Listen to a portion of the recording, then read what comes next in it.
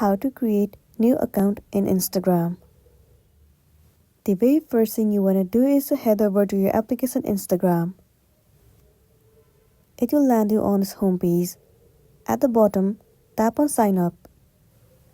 Now in order to create your account, the first thing you want to do is to enter the username for your account. You have to enter the username that has not been taken by anyone. Once you have entered, tap on next. Now create a password for your account. You have to enter a strong password and then tap on next. Now what you want to do is tap on skip. Now you have to add the profile picture to your account. If you don't want to add it right now, then tap on skip.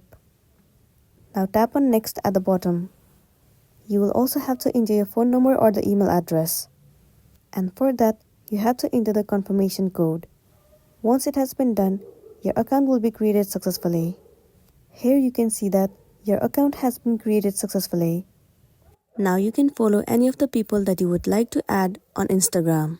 You can share your reels, videos, posts, stories, and many more. You will also be able to chat with them. So that's all for today, and this is simply how you can create a new account on Instagram. Make sure to smash the like button and consider subscribing if you found this video helpful. We'll see you in the next one.